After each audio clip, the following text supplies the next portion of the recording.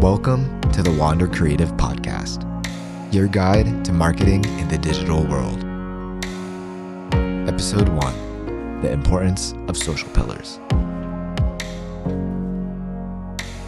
Hey everyone, welcome to the Wander Creative Podcast. My name is Dan Russo. Today I am joined by two absolute professionals in our company. I'm excited. We're going to be talking about the importance of social and messaging pillars. How are we doing?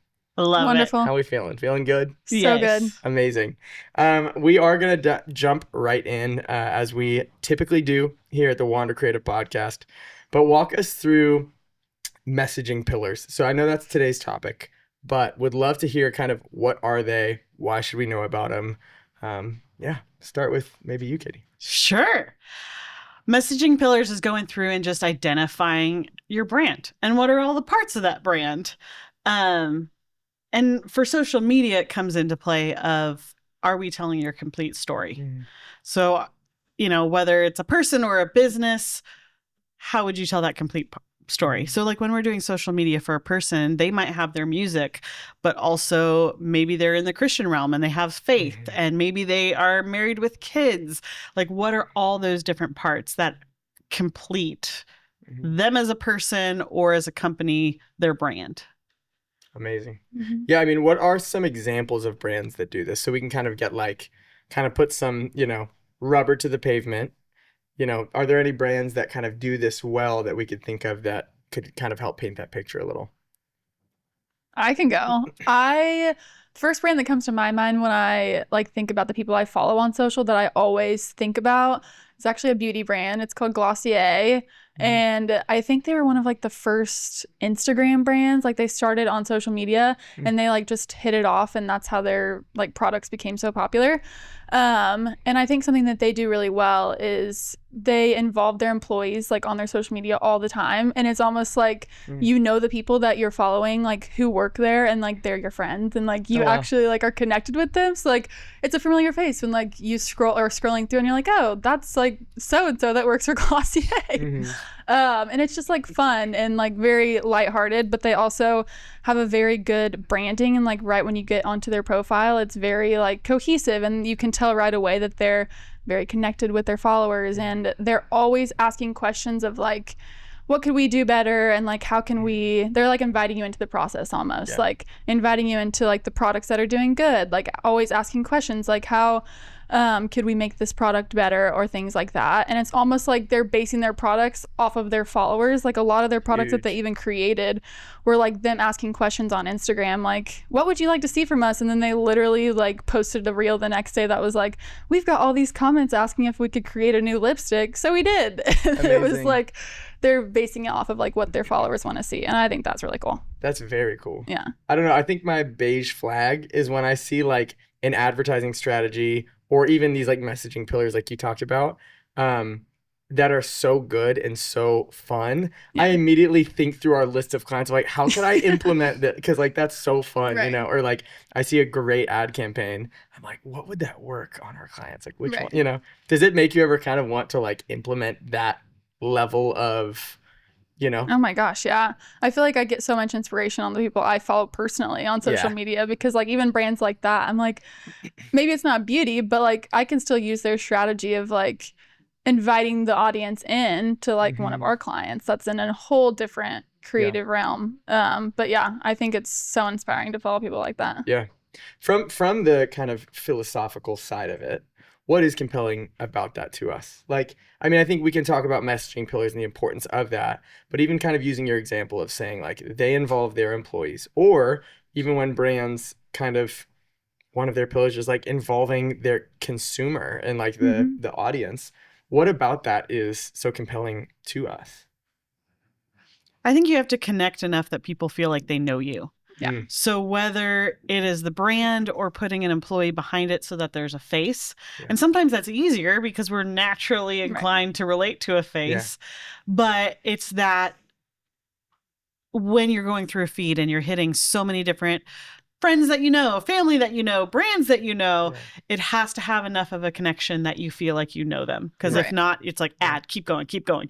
Yeah. So it's getting those points enough that it connects. Right. True. And I also think you can tell when a brand does that well. Like, I think all of us can tell if it's obvious, if they have a really strong social media strategy. Like, that's so obvious when you go onto their page. And I think that is like so, I don't know, important. Yeah. Yeah, we've talked about that in a meeting with a client recently. I think there's an element too about that kind of engagement with an audience. Yeah. That is like a first date, kind of like Yeah. first date 101, where it's like get the person to talk about themselves or allow them to engage in a way that makes them understand their importance and understand like Right. there's that element of an interesting way to kind of bring people in is like, hey, your Mhm. voice matters to us. We'll listen, we'll hear you, we'll create products based on your, Yeah. recommendations. I think that's just really cool. A cool way to bring people in. Yeah. So, we're talking about core pillars, messaging pillars, all these things. How do you find that? Like if you're a brand and you say, all right, we're kind of trying to figure out how to create marketing strategies, how to reach out to people in organic socials. How do you identify those core pillars within your brand so that you can then kind of start that process? And maybe that's aligning your values and your mission or, Right. what would you guys say is the best way to like start? In radio, we used to have this exercise we would do with people on the air. Mm. And a while ago, Jay Leno would do this caricature. Name drop. That's amazing. Right? But like it was on the corner of all of his stuff with Yeah. like the giant nose and the giant Mhm. chin. Oh, sure. And it's like, do I know what Jay Leno's face actually looks like? No. But you say Amazing. that, I picture giant nose, giant chin. Yeah. Right. And so it gave I feel like I know what his face looks like, Mhm. even though I don't think I've stared at it long enough that I do. But it gave me a few characteristics to hold on to and feel like I knew. It was this caricature version, a bite-sized version Mhm. that I could feel like I knew. Yeah. And so whether it's a business or a person, being able to say, okay, what are those things that if I was drawing a caricature of Yeah. that I'm overemphasizing so that Yeah. someone can feel like they know me? Because Yeah. I think sometimes people are like, oh yeah, no, they need to know every detail and everything. And it's like, Mhm. you're in a feed. They're not going to Yeah. get every detail. You need to make something memorable. Yeah. Right. So it's looking at those, like we used to joke, it's like, oh, I'm an OCD kid. And it's like, so anytime we would talk on the air, we would hit those main things of like, if someone knew you, these are the 4 characters. Mhm. I think also it's knowing your audience a little bit or Yeah. what you offer. Yeah. Mhm. So when we would talk to artists, it's like, okay, if you're a person who is super artsy, your audience is Yeah. probably on Spotify. Yeah. If you're a Right. little bit more CCM, it's like, okay, then radio makes sense. Mhm. And so I think also identifying what do we offer and why do people come to us Mhm. helps identify where you should Yeah. be too. Yeah. Yeah, I know that with clients, you actually go through and you're charting those out. Right. We've got a Mhm. system called Fivefold. And so you might have a more strategic way that you're identifying it. But Yeah. some of Yeah. it to me, it's like, what are those things that you would make a caricature? Yeah. Your identifiers when Yeah. people talk Right. about that. Well, I also know that we've had clients come to us and they have such good products and such good, they have the pillars, but they're buried. And I think that a lot of times they're like, but we want to like, kind of to your point, we want to pitch.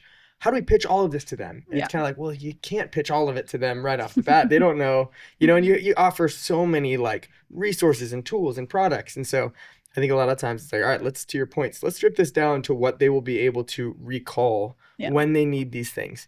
If they need resources similar, they'll be like, oh, there's that brand. Mhm. And I think that being able to simplify is huge because, of course, you've worked hard on your company, your brand, your music, whatever it is, and you want to pitch it all versus, what will stick, what will they remember.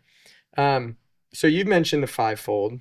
Mhm. For those who are listening that maybe haven't heard about that, kind of give us like a rundown of that. Because, the question I was going to ask was like, what tools or resources can help someone identify those pillars? Is that Fivefold? Is that something else? What is a way that a brand can like, I want to find out how to simplify? Yeah, we just released the Fivefold Framework, which is Yeah. basically a workbook that walks you through how to establish those content pillars. And that would be like my number one resource, Mhm. obviously. Yeah. But Because we use it internally, right? yes, and we've Yeah. used it for a while. And I'm so glad that we're outsourcing it now. But I think it's really great for someone that is just starting and has no idea how to even start, like where to start, because it really walks you through laying that groundwork, and kind of the beginning stages of who your audience is and what you want to be known as and that brand that you want to be known as. So like the clients that we have that have come in, like we have no idea how to even begin. I think that it's a really great resource to at least start that idea and get that brainstorm going. But yeah. Totally. I like that it's also a workbook because I think, like we said, people try to overcomplicate it. And if you're actually writing it down and all of a sudden you've got pages of this is who I am, like you got to realize like, okay, are you getting this down to 4 or 5 things max of, you know, who you are? If it's a person, I've got music, I've got faith, I've got family. Like this is 3. Great. Yeah. We can put those in different categories. Yeah, it's tangible. I mean, I think in my mind it's so easy to be tempted to want to like just kind of keep everything like, okay, I remember the details. It's like, no, it's probably good to write these down, clarify, get it on paper. And I mean, we talk about this, like say, you know, whoever's listening or watching right now does it. It's, you know, they get 5-fold. They're able to walk through their pillars, really clarify that. How does that translate? How does that move from now I know to now I'm creating content around these pillars. Now I'm, you know, bringing that into socials. What does that look like in terms of translating it from written to content? Yeah.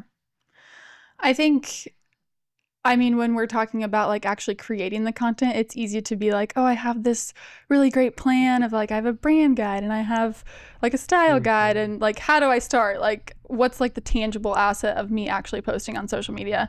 And I think that's intimidating. That's why people hate social media sometimes, is because they think it has to be like perfect before they even start. But I think once you have that foundation, it's really just looking at how to get that messaging across post by post. And like once you have the pillars, looking at making your brand look cohesive on social media and like pulling in different forms of content like video and kind of having a mix of everything is what we recommend, and having like video, graphics, and even if it's the same idea or message pillar, there's like different branches of that you can go under and repurpose content and things like that, which we'll talk about a lot later.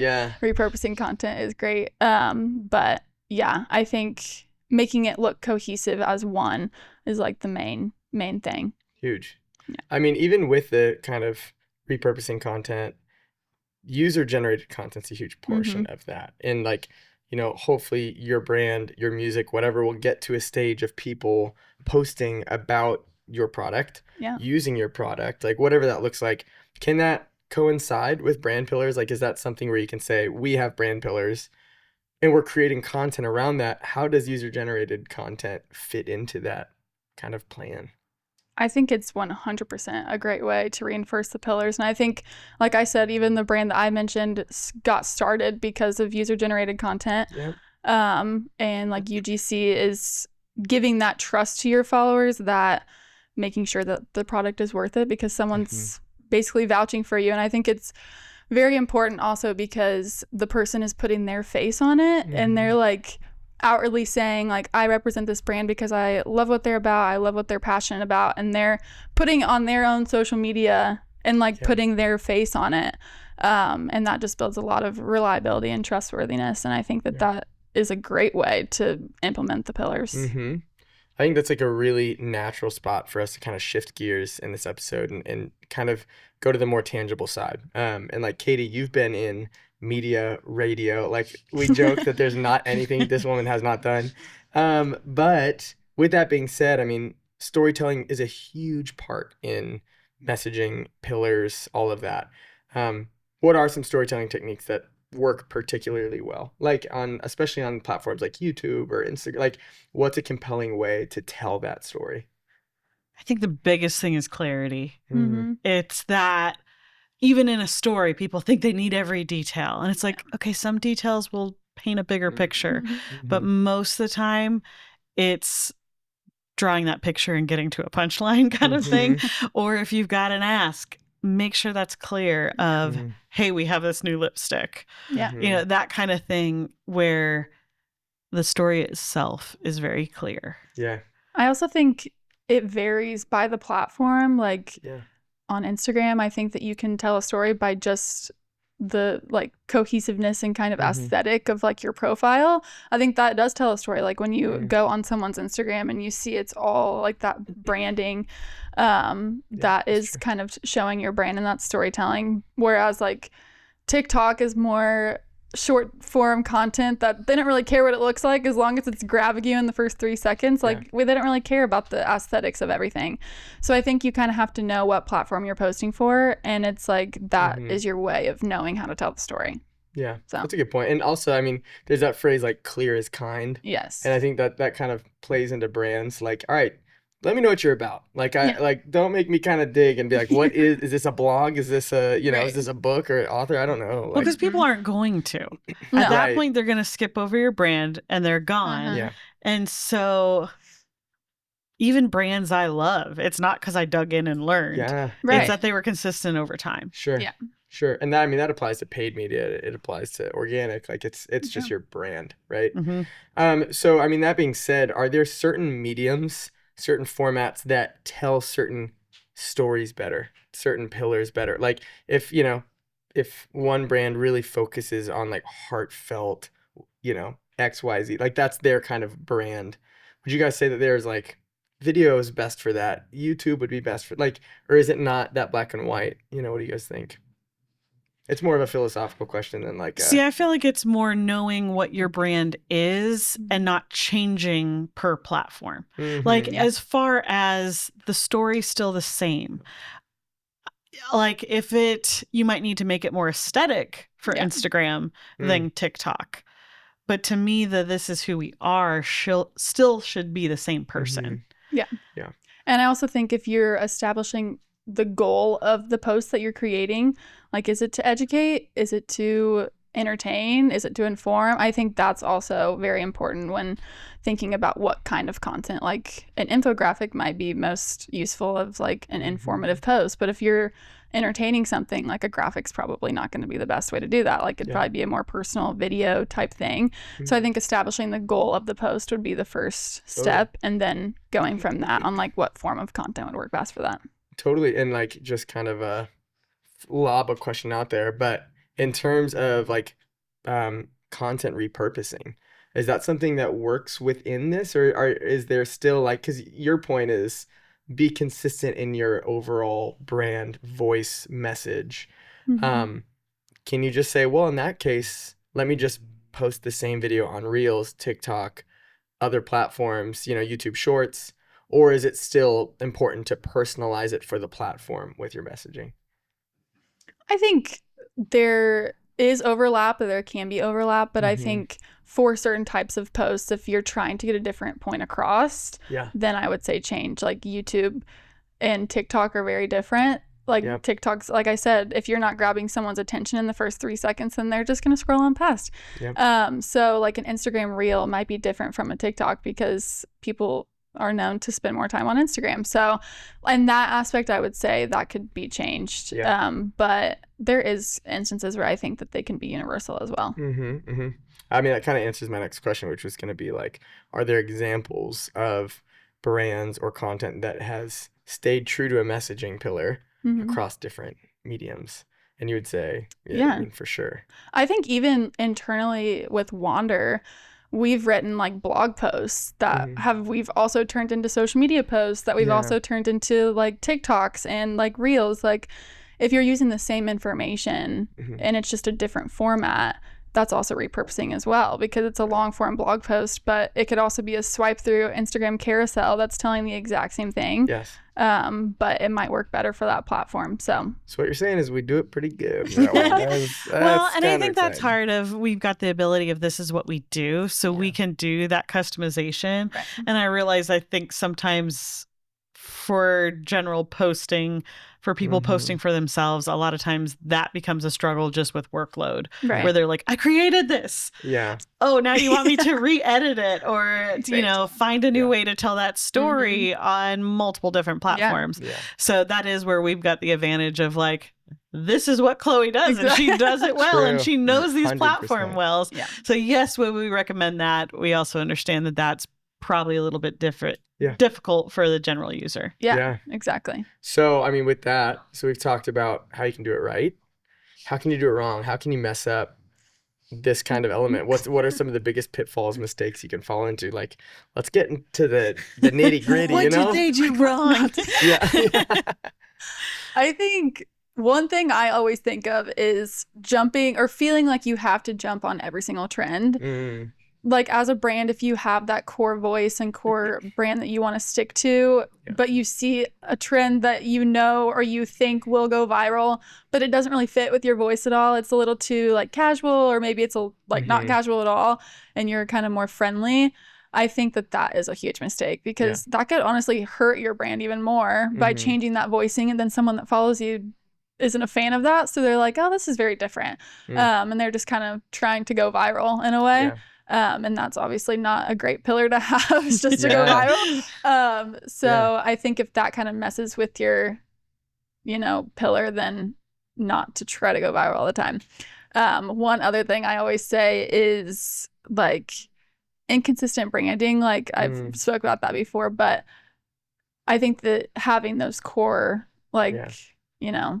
not pillars, but that guide to kind of guide you. Mhm. I When think when your there's brand is inconsistent. consistent Mhm. Yeah. and also really dialing in who your audience is. Because Yeah. I've seen people who are like, we're young and hip. And you're like, but your followers aren't. Exactly. So Sure, you're sure. leaving them behind. Yep. And so I think it's that like, are you consistent with who you are? And are you speaking to who you're supposed to be? Yeah. Right. So you're saying that the formal pastor shouldn't do TikTok dances, like these, like, It's cute. let's but- go, come on. All the old people are watching, like, what? I'm lost. I think also like ignoring feedback or ignoring like the actual analytics. Like Yeah. here at Wander, obviously we dive into analytics really hard, and we rely a lot on that. But even just paying attention to how people are reacting to your posts and kind of listening to your followers in a way. Yeah. So I know that you have that like solid brand guide, but it can also change. Yeah. Like if you like decide that you think this is going to work great and then it decides that it doesn't, then Yeah. that changes. And Like it's don't even be stuck in it. Yeah. parts of you, because we've got Right. one artist where she's really deep and a great speaker. Yeah. But what's working on her social is her day in the Mhm. life stuff. Mhm. Yeah. And it's like, can she speak well? Mhm. Yes. Right. But on the social, Right. the long, like, hey, let's answer a huge theological question, which Sure. she could kill, isn't moving as much. Doesn't Yeah. perform as well. And so that might be for her if she's looking at who am I and what's a pillar. It's like, well, faith. And this Mhm. is how I want Mhm. faith to go. Yeah. And it's like, well, they don't want that. They want a Yeah. cute video with the scripture on it. Sure. And so it's like, it's still under that messaging pillar, but how to best represent that for her Right. Totally. is a lot more casual than I think she'd prefer. Right. Yeah. Well, and something you had said too is a mistake you can fall into, which is thinking that you need to jump on every trend. And I Mhm. like that because I do feel like I know so many brands and so many of our clients who do feel that pressure of like, oh, shoot, I'm seeing this thing go around. Do we need to jump on this? Yeah. It's like, and it's a valid question Yeah. because they're asking, that's the right thing to be like, should we be up? Mhm. And you're like, yeah, but that's not your brand, so it wouldn't make sense. Right. But my question to you, and this is definitely also another lobbed random question, but on that topic, if it is within their brand, but they're late to the trend, is it worth it at that point? Like at what point is it kind of like, yeah, it's probably not worth it because we're kind of late to it and it's dying down? Or is it always Mhm. worth a shot? Like if it's within brand, if it's within their messaging pillars? I think it is worth it if it's, Okay. I mean, if it really does fit perfectly into it, I think it's worth it. I don't think trends can last for a while. I know people True. think that they change like in days, which some of them do, but some are like, if I'm familiar with a Yeah. trend and I see it 2 months later, True. I'm not going to be like, this is Oh. horrible. True. Like, I'm like, oh, like that fits them well because they did it differently. Because you can Yeah. also like fit it into your Yeah. brand, like change the messaging or change the like wording of it and make it funny or Mhm. like kind of cater it a little bit. So no, I think that some of them are Yeah. evergreen. I almost quoted like 3 trends just now, and I was like, they'll probably be out by the time this airs, so I don't know if I can quote it.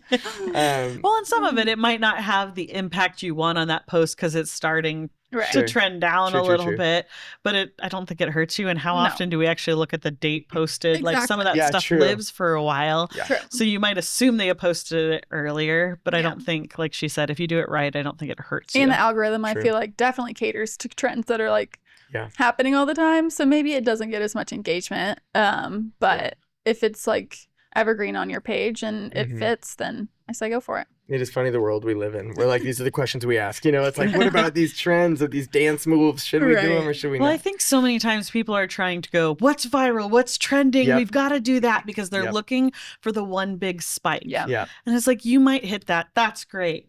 But that also doesn't help the big picture of Yeah. your Yeah. brand. And so being able to really have we built something sustainable, it Mhm. might have taken a Right. while to grow, Yeah. but it's solid, has so much Yeah. more value. Even as a business, it's like you're going to have a bunch of followers that know your brand, that are Yeah. interested Sure. in your brand. Like that's going to be a better foundation for you in the future Yeah.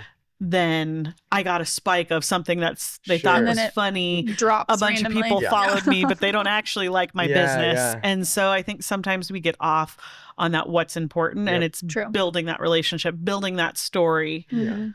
Well, there's I'm like the phrase "I want to go viral" is an oxymoron Yeah. because viral is uncontrolled. Like it Right. truly is. Like no, the internet decided that this was great. You Mhm. can't choose to go viral. That's not how that Right. works. And Yeah. I even think to that point, there is just recently, and hopefully this doesn't date the episode, but there was this girl who went viral for crying about something on camera, and kind of went viral because it was a big debated thing of like you set your camera up to cry and then you cried in front of the camera, and like people were like, I don't know, but it gained like 25 million views. Her following spiked, but then people were analyzing her posts and she was crying in almost every post after that because she realized like, well, this is what Oh the my people gosh. want. Like this is what they interacted Sponsored with. by So, Visine. yeah, sponsored by Kleenex or whatever. And so I think that does raise an interesting point of like, Yeah. okay, if you get viral on that clip, what if that clip wasn't fully representative of your brand? Yeah. Now you have a lot of followers who are into that video, but maybe not what you're selling, you know? And Yeah. Well, and I think even it's that, huge. if they went there because they saw a crying video, if Right. it was a business, did you have enough feed that says this is actually who I am? Yeah, you've led people there. Mhm. So Yeah. if you don't have that story already established, if you had one It's- that does spike, Mhm. that story is still not there. And I'm almost worried that sets up an unreasonable expectation when Mm-hmm. you get that spike. Then there's like you tasted that hit of, oh, that reel got maybe 1 million views. Yeah. And you start going, all right, well, we can get it now. We can start doing that. And it's like Mhm. part of that's algorithm, part of that's whatever you posted at that time. Yeah. It's tough to, calculate. Yeah. In terms of what's important, which you guys are saying, like stay true to your brand, know Mhm. your pillars, which is huge. So someone is really wanting to start and they want to just kind of dive into this. They don't really know. Maybe they have a somewhat established brand, but they've never really done any of this groundwork. Mhm. What would you guys say to them?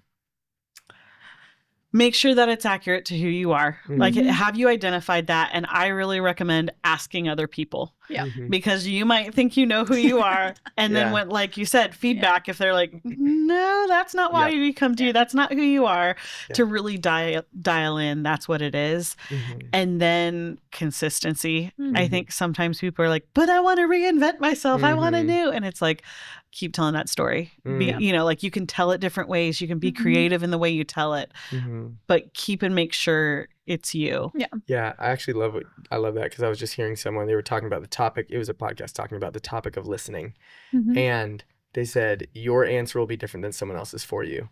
So you'll think, of course I'm a good listener. Yeah. They said, ask the people around you, am I a good listener? And he said, you'll get real answers that will probably differ than. Yeah. And if you start getting defensive wanting to talk, it's like it's proven the point Yeah. here. But I like that thing. It's like ask the people around you, like Yeah. what does this look like to you? What is, Mhm. and I think you'll get important feedback. I think it's awesome. Yeah. Any final thoughts? I think one thing I always say is growth takes a while, and if you're like followers are Mhm. not going to happen overnight. So like Yeah. just because you have this great strategy, and it takes a while for people to really catch on and for you to really grow your brand. So Mhm. like you said, consistency and like staying true to yourself is so important. And I think not putting pressure on, okay, I have to gain 2,000 followers in Yeah. the next month, because maybe you will, maybe you won't. But like setting goals is important, but I think really putting pressure on that immediate growth isn't going to happen. So Yeah.